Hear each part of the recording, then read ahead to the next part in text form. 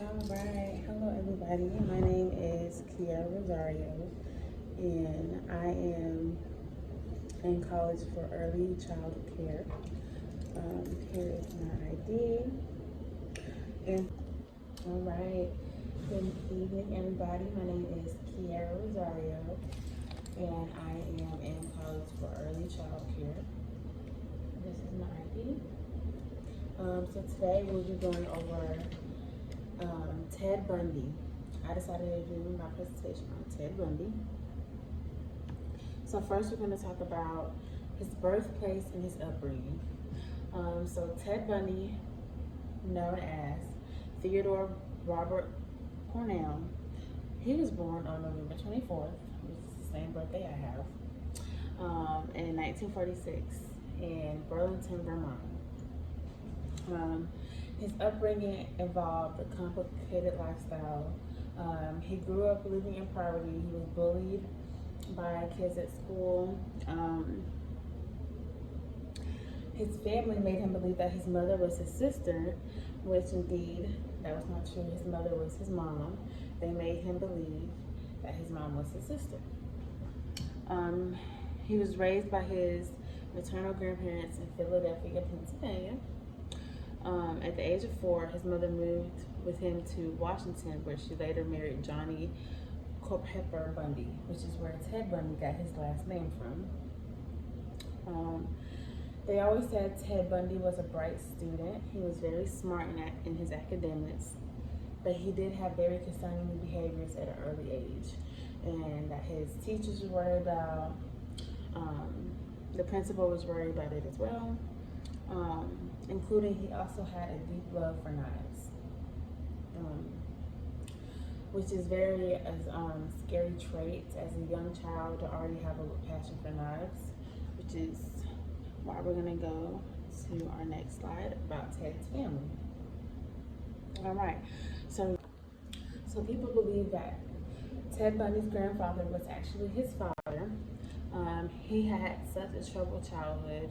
He grew up, like I said before, he grew up in poverty, getting bullied, and this could all be factors on why he started murdering women, young blonde women to be exact. He suffered from manic depression illness, which gave him violent mood swings.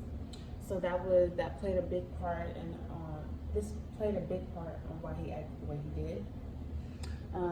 Bundy told Lewis before his death that his access to his grandfather's porn magazines at a young age could contribute to his violent behavior. In 1987, at a hearing, Lewis reported that Bundy's aunt, 15, woke up from a nap and she found kitchen knives laying around her bed that Ted Bundy had put around her bed, which also he had found funny. He didn't show any remorse. He felt like it was funny.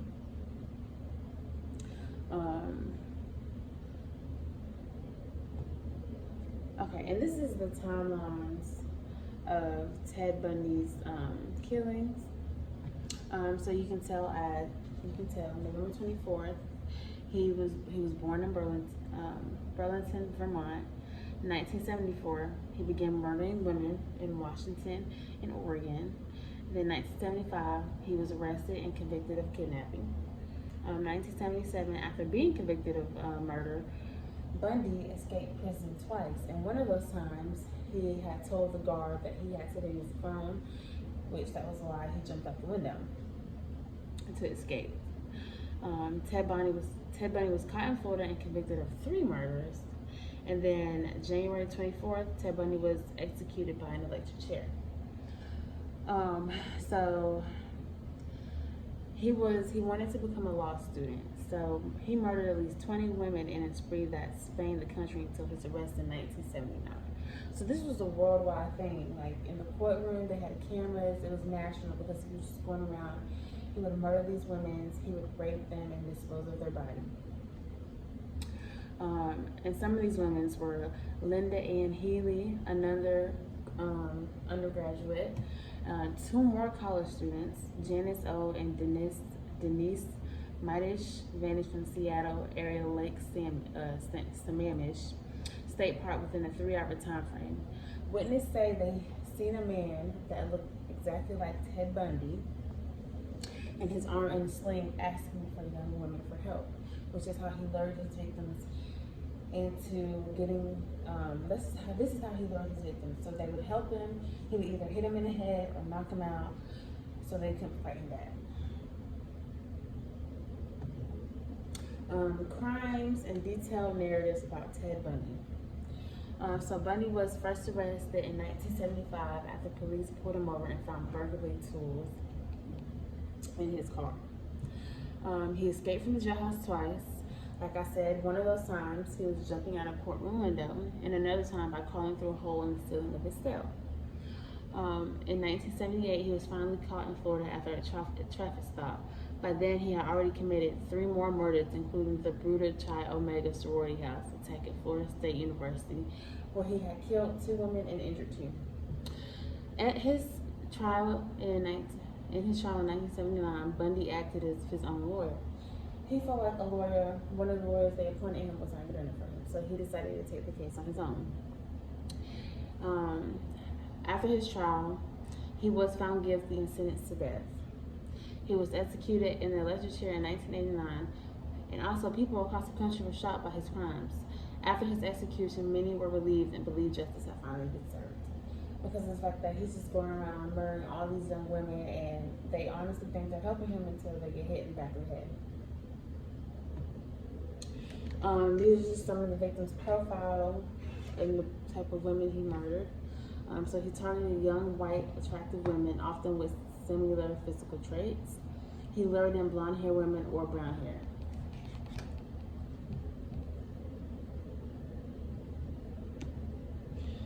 And technology during the time was hard because they didn't have the upgraded versions of technology like we have today, so they had to go by either evidence or like I said, like the bite marks that they found in the young lady's body. They went off by that, and that connected him to all the murders that were going on.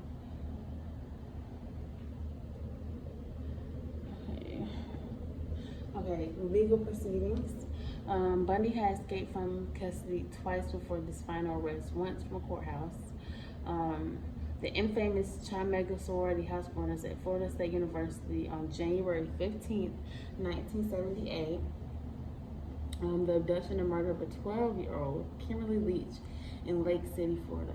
So he wasn't just doing this to young adults, he was doing this to teenagers as well. Bundy was pulled over by Pensacola police officer David Lee after he was seen driving erratically in a stolen car. Alright, so now the databases and record keeping. How I kept records of him when he was committing his crimes across multiple states. So the departments did lack that kind of a digital database that we rely on today. Investigators had to manually sift through hundreds of case files, often stored in filing cabinets, to find patterns or links or clues to cases. All of these cases were handled without digital performances, so they had to do everything by the book.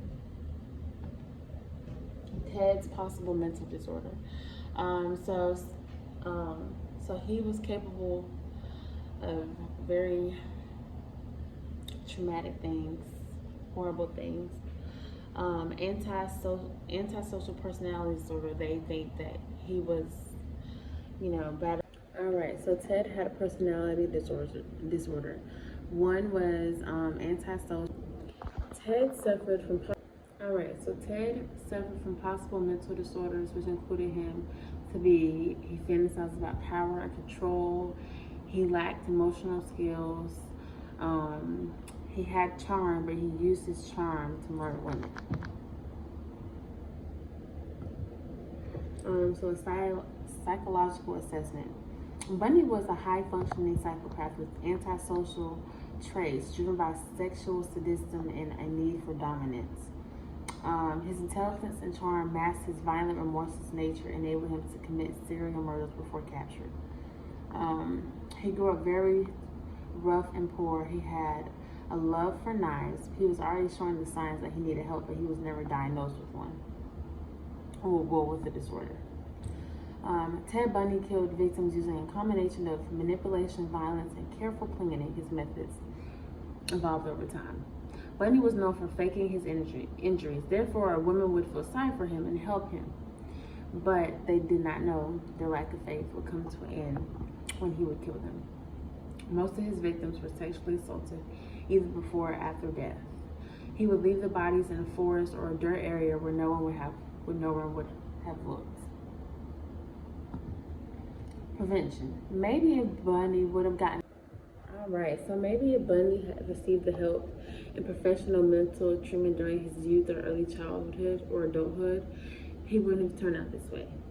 Awareness and treatment is the best thing because they can diagnose you at an early age and get you the help you need, and so you won't have to become a serial killer or do these bad things.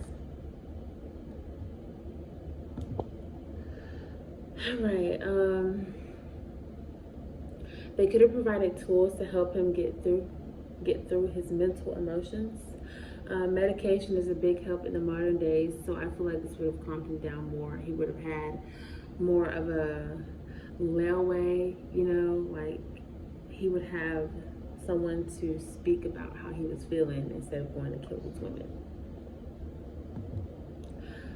And personal reflections, Ted Bundy had a famous quote he used to say: We serial killers are your sons, we are your husbands, and we are everywhere. Alright, so in conclusion, Ted Bundy has helped me understand that problems when someone is a kid can cause them to act badly when they grow up. In Chapter 9, we learned that if kids have a hard time with their family or feelings, it can cause problems later on in their adulthood. Chapter 15, people can have personality problems like not caring about others and being very selfish. Ted Bundy showed me that these problems can make someone do very bad things, even if they look nice. Studying him made me see why helping kids early is really important. And getting them the help they need will really help their future. So this is the conclusion of my presentation, and I hope you all enjoyed. Bye.